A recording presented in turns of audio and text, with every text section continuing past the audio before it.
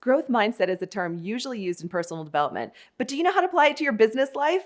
First of all, you got to surround yourself with people who are on a personal development path. What I mean by that is people who are focused on going to the next level in their life. Sadly, only about 5% of our population on the earth even goes to a seminar or a workshop. Second, you want to have a clear vision of how you want to transform in the next 12 months. Often we think, I want to make some changes, but we're not really sure what that would look like. Where do you want to be 12 months from now? In my book, Up Level Now, I talk about the power of getting really clear at what you want in every area of your life, because that's going to have a domino effect into other areas. Number 3, if you're going to have a growth mindset, you want to make sure that you're investing in your learning. What does that mean? What are you interested in? For example, if you own your own business, you're interested in taking your business to the next level. So what are you reading? What podcasts are you listening to? What magazines are you reading? What courses are you investing in? Who are your mentors or your support system? You want to invest in the next level in your learning and in your business. 4, you want to be coachable and open to others' expertise. This can be really challenging because often when we're in our own businesses or already in our own expertise, we feel like, in some ways, maybe we've made it. We've gotten to a certain point. But for you to go to that next level in your business or in your life, you got to be open to others coaching you and teaching you. In my own experience, this was hard in the beginning because I'd had certain experiences in my past. I'd grown multi-million-dollar company. And I thought, when I start my own business, it's going to be super easy. And it wasn't. It wasn't at all. Having your own business, as you know, is like being in the biggest personal development course that you could ever be in. And so once I started to be more coachable and more open to others' expertise, things started to move faster in my business and in my life. Today, I have to surround myself with people who are coaching me or mentoring me, really helping me get to that next level. Number 5, this is really, really important. And it's one of the things we talk with our clients about a lot. You have to be willing to be vulnerable. And so often, sharing what's happened to us or in our past isn't a fun thing to do. It's not comfortable.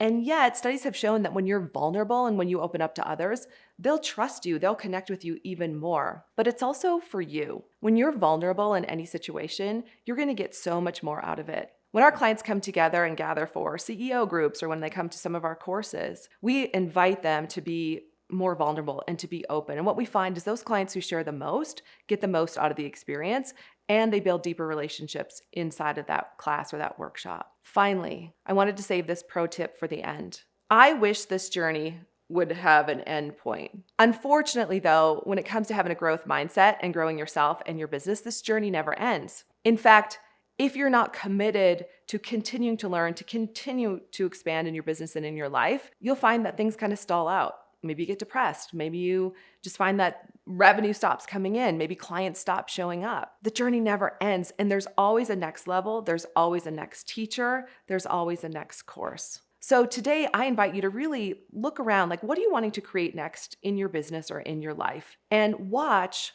for who's showing up and follow up with that person, that book, or that podcast. To really wrap this up, I want to share one of my client stories. And I've had the privilege of walking with thousands of clients over the years to help them through their process, their growth, and their business. And I remember a client showing up in my world, and she had been at about $500,000 in revenue for 20 years. That's a long time. That is quite an income ceiling. And we were chatting one day, and she just said to me, she said, Ursula, I want to be $1 million business, but I have no idea how to get there. And I just feel stuck. And so the more we chatted, as her coach, I'm looking for where she's stuck. And one of the things she said to me, and I'll never forget this, she looked at me and she said, Ursula, whatever you do, don't call me a salesperson, which made me laugh out loud because of course we're all salespeople, right? Whether we're in business or not, or we're professional salespeople, we're all selling all the time. And we forget that. And we have such a negative connotation of what it means to be a salesperson. And I looked at her and I said, wait, tell me more. And she said, throughout my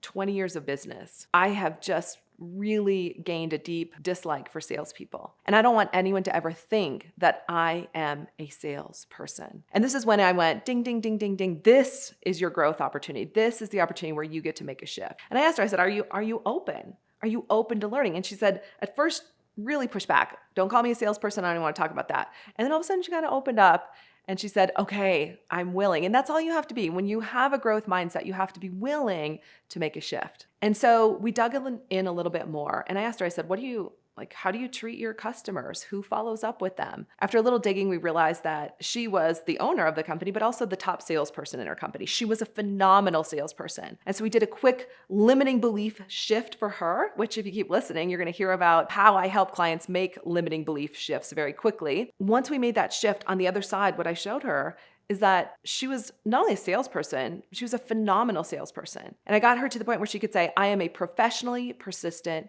problem solver. And that was her growth shift. In a year, her business went from $500,000 to $1 million. If this story just resonated with you, I want to remind you that this can be you too. If you're ready to have a growth mindset and take your business from $500,000 to $1 million, that's waiting for you as well. So I thank you for hanging out with me today. Today we covered everything from how to surround yourself with people who are on a personal development plan.